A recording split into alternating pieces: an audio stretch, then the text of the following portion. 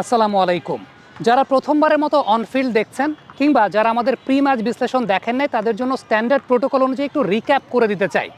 আজকে সকালে আমাদের প্রি ম্যাচ বিশ্লেষণ ছিল নাহিদ রানা হতে যাচ্ছেন এই ম্যাচের এক্স ফ্যাক্টর মিড ওভার্সের জায়গাটাতে, সেটা নিয়ে আমরা একটা বিশ্লেষণ করেছিলাম। এই ভিডিওটা করার আগ পর্যন্ত নাহিদ রানা অলরেডি কিন্তু পাঁচটা উইকেট পেয়ে গেছেন। আরেকটা অ্যানালাইসিস আমরা করেছিলাম গত রাতে, সেটার বিষয়বস্তু ছিল পাকিস্তানি ব্যাটারদের দুর্বলতার জায়গা। এই ভিডিওটা এখন খেলা শেষ হওয়ার আগেই করছি, তার পেছনে সবচেয়ে বড় কারণটা হচ্ছে বর্তমানের ক্রিকেট কতটা ডেটা নির্ভর সেই ব্যাপারটা আপনাদেরকে একটু রিয়েলাইজ করানোর জন্য। যারা মনে করেন ডেটা অ্যানালাইসিস দিয়ে কিছু হয় না, আপনারা ভাই ওয়ার্ল্ড ক্রিকেট থেকে পুরো বিশ্ব থেকে অনেক পেছনে আছেন। এনিওয়েজ, ঠিক এই মুহূর্তে একটা পিচ ম্যাপ আপনাদেরকে আমি দেখাচ্ছি। ঠিক এই জায়গায় যে বলটা দেখতে পাচ্ছেন, এই জায়গাটা, এই বলটায় সাহেবজাদা ফারহান আউট হয়েছেন। আমি যদি অ্যাজ আ ব্যাটার সাহেবজাদা ফারহানের এই জায়গাটায় দাঁড়াই, নাহিদ রানা ঠিক ওই লেন্থের জায়গাটাতে, যেটা আপনি ঠিক এই মুহূর্তে দেখছেন জল করছে, এই বলটাতে আউট হয়েছেন সাহেবজাদা ফারহান। গত রাতে আমরা যে অ্যানালাইসিসটা করেছিলাম সেই অ্যানালাইসিসে একটা বিষয় বলেছিলাম যে Sahibzada Farhan away from his body outside off stump, আপনি তাকে স্ল্যাশ করাবেন, কাট করাবেন, পুল করাবেন, এই ধরনের বলে ডিসিপ্ট হওয়ার সম্ভাবনা আছে। আমরা হার্দিক পান্ডিয়ার একটা বলের রেফারেন্স দেখিয়েছিলাম, যেটা আপনারা এই মুহূর্তে দেখতে পাচ্ছেন। আমরা শিবান দুবের একটা বলের রেফারেন্স দেখিয়েছিলাম, সেটাও আপনারা এই মুহূর্তে দেখতে পাচ্ছেন। আমরা তাসকিনের একটা বলের রেফারেন্স দেখিয়েছিলাম, সেটাও লেন্থে একটু সামনে হলেও very much away from his body, wide outside off stamp. আমরা জেসন হোল্ডার খুব সম্ভবত তাকে বোলিং করেছিলেন, বা ওয়েস্ট ইন্ডিয়ান কোনো একজন বোলার, তার একটা বলের ভিডিও দেখেছিলাম, সেখানে Sahibzada Farhan away from his body outside off stump এই ধরনের বলে আউট হয়েছেন। সো সিমিলার প্যাটার্নেই Nahid Rana with his raw pace, যে বিষয়টা আমরা আমাদের আজকের সকালের অ্যানালাইসিসে বলেছিলাম যে Nahid Rana he has the raw pace, এবং ওই সমস্ত মোমেন্টে যে কোনো ব্যাটারকে he can deceive with his raw pace. যে বলটায় আউট করেছেন খেয়াল করে দেখবেন, away from his body, wide outside off stump, এই টাইপের বলে, যেটা আমরা ঠিক এই মুহূর্তে দেখাচ্ছি যে ওই যে বলটা, ওই পাশের যে বলটা, সেই বলটাতেই তিনি আউট করেছেন। এবং র পেস, ওই লেন্থ, সাহেবজাদা ফারহান একদম পারফেক্ট ডেটা অ্যানালাইসিসের জায়গাটায় আলটিমেটলি তিনি উইকেটটা দিয়েছেন।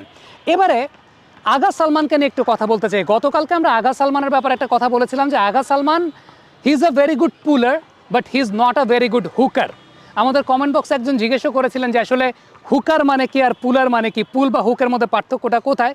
পুল বা হুকের মধ্যে পার্থক্যটা হচ্ছে যে বলগুলো আপনার চিন হাইটের নিচে এই জায়গা থেকে ব্যাটসম্যান পেয়ে যাচ্ছে, দিস ইজ পুল, কিংবা অফ স্ট্যাম্পের বাইরে থেকে যেগুলোকে টানছে সেগুলো পুল। বাট একদম body height, in front of the shoulder, এরকম হাইটের কোনো বল যখন কোনো ব্যাটসম্যান খেলছেন তখন হি needs to hook the ball. So এই টাইপের বলের এগেনস্টে আগা সালমানের একটা বড় দুর্বলতার জায়গা আছে। আপনারা ভিডিওগুলো অলরেডি দেখে ফেললেন যে আসলে ওই হাইটের বলগুলোতে তিনি কীভাবে ডিসিপ্ট হন। Nahid Rana he has the raw pace, we mentioned about it earlier, এবং যে প্ল্যানটা তার এগেনস্টে করেছেন ফরওয়ার্ড শট লেগে তানজিদ হাসান তামিমকে রেখেছেন। দেখেন ডেটা অ্যানালাইসিস কোন জায়গাটাতে, এই জায়গার বলটা আগা সালমানকে করেছেন একদম পারফেক্টলি ওই জায়গাটাতে। আগা সালমান ওই জায়গায় যখন বল আসবে উইথ র pace, he is bound to hook the বল। আরেকটা বিষয় সেটা হচ্ছে he is bound to glance the ball.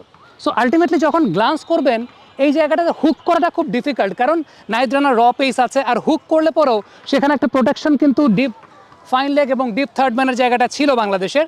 So Tanzid Tamim square লেগে ছিলেন, ফরওয়ার্ড শর্ট লেগ যেটাকে আমরা বলি, সেই জায়গাটাই আগা সালমান ক্যাচটা দিয়েছেন এবং তিনি পুরোপুরি ডিসিপ্ট হয়েছেন। এবং দেখেন পুরোপুরি কতটা ডেটা নির্ভরভাবে আসলে আউট করেছেন, কতটা ডেটা নির্ভরভাবে তিনি বোলিং করেছেন, অ্যালং উইথ তার যে পেসটা আছে, এক্সপ্রেস গতিটা আছে, যেটা মিড ওভার্সে একটা এক্স ফ্যাক্টর, সেটা আমরা আগেই বলেছিলাম, তেমনটাই হয়েছে। মাস সাদাকাত, ওই যে ওই পাশের যে বলটা দেখছেন, যেটা around the wicket Nahid Rana এসেছেন, ওই পাশের বলটা অ্যাওয়ে ফ্রম হিজ বডি, ভেতরের দিকে ঢুকানো। আমরা গতকালকে আমাদের অ্যানালাইসিস আপনাদেরকে দেখিয়েছিলাম যে Maaz Sadaqat his strong zone is you provide him to cut the ball or to pull the ball or to hook the ball, এবং তার স্ট্রেংথের জায়গাটাই কিন্তু দিন শেষে তার উইকনেসের জায়গায় গিয়ে দাঁড়ায়। এবং বারংবার তাকে আমরা এমার্জিং এশিয়া কাপ বলি কিংবা পাকিস্তানের অন্যান্য ডোমেস্টিক টুর্নামেন্টগুলোতে দেখেছি যে এই টাইপের বলগুলোতে তিনি পুল বা হুক করতে গিয়ে কিন্তু উইকেটটা দিয়ে আসেন। এবং গতকালকে আমরা যেটা বলেছিলাম যে if Nahid Rana is there in the middle, it's always very much possible for him to deceive the batter with his raw pace, এবং ওই ধরনের জায়গা থেকে যখন র পেসে বোলিং করবেন, it's definitely difficult for the batter to execute his shots. আরেকটা বিষয় সেটা হচ্ছে আমরা রিজওয়ানকে নিয়ে কথা বলছিলাম যে রিজওয়ানের ক্ষেত্রে আমরা যে বিষয়টা দেখেছি, এরকম জায়গার যে বলগুলো উইথ র পেস, একদম এরকম জায়গার বলগুলো উইথ র পেস, এই মুহূর্তে ভিডিওগুলো আমি আপনাদেরকে একটু প্লে করে দেখাই, যেটা আমরা আগে দেখিয়েছিলাম যে বল ভেতরের দিকে আসছে, ওইরকম একটা করিডোর অফ আনসার্টেনিটি থেকে 4 নম্বর বা 5 নম্বর স্টাম্প থেকে ভেতরের দিকে আসা যে বলগুলো আছে ওইগুলোর এগেনস্টে মোহাম্মদ রিজওয়ান ডিসিভড হয়েছেন এবং সেক্ষেত্রে র পেসটা খুব গুরুত্বপূর্ণ।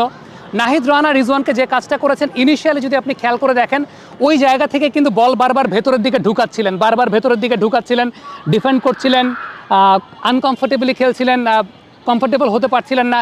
একটা বল হঠাৎ করে ছোট্ট একটা অ্যাওয়ে সুইং আছে, ওই বলটাতেই তিনি আলটিমেটলি উইকেটটা দিয়েছেন। So it's all about the execution of Nahid Rana and it's all about the planning of Bangladesh team with Nahid Rana. আমার কাছে ব্যক্তিগতভাবে যেটা মনে হয় যে যারা এই বিষয়টা বলেন যে ডেটা অ্যানালাইসিস দিয়ে কিছু হয় না, ক্রিকেট মাঠে খেলা আর অ্যানালাইসিস করা দ্যাটস ডিফারেন্ট কাপ অফ টি, বিষয়টার সাথে কখনো কোনো মিল নাই, অনেকে বলেন আপনারা ওয়ার্ল্ড ক্রিকেট না শুধুমাত্র, আপনারা সত্যিকারের অর্থে বিশ্ব থেকে অনেক দূরে আছেন এবং এটাই আমাদের দেশের মানুষের আসলে সত্যি কথা বলতে বা আমাদের দেশের অ্যাজ এ নেশন পিছিয়ে থাকার পেছনে অন্যতম বড় একটা কারণ যে আমরা পৃথিবীতে কী ঘটছে সেসব ব্যাপারে আমাদের আসলে কোনো ধারণা নাই, আমরা জানতেও চাই না, যারা জানে তাদেরকে আমরা অ্যাপ্রিসিয়েটও করতে চাই না।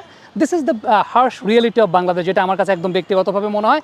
কারণ modern day cricket, modern day sports, it's all about data এবং ইট রানস অ্যালংসাইড উইথ ডেটাস।